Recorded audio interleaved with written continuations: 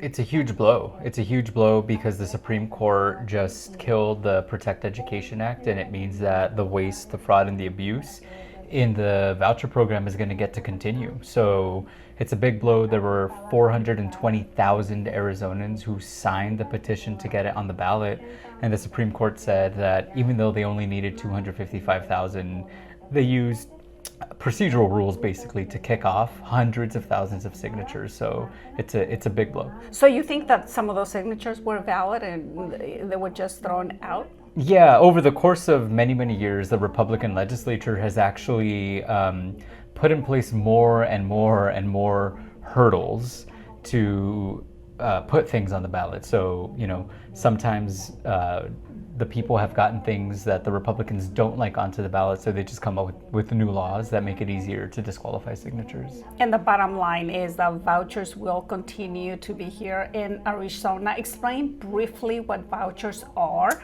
and what is it that this initiative intended to do. Yeah, so ESA vouchers are a form of a big giveaway, mostly to very wealthy families, where you defund public schools in order to give private schools money for private school tuition. Many people also have been using that money to quote unquote homeschool their kids and actually end up committing a lot of fraud and abuse. We've seen reports of people spending this money on jewelry, on luxury trips, on diamonds. And what this proposition would have done was to put guardrails and transparency to end that waste, fraud, and abuse. So what's next?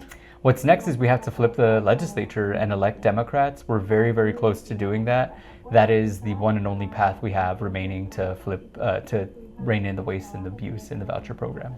And that hasn't happened since the 1960s, I believe. Since 1966, yes. Since 1966, and in one of the chambers, and in many years, and the other. What makes you think that that is possible?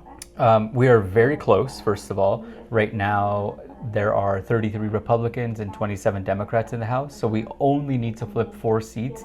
And second, you have seen a huge blue wave across the country in red states and purple states like Arizona that gives us a huge enthusiasm going into November. And even in a place like Chandler that had a Republican mayor for a long time, actually flipped Democrat.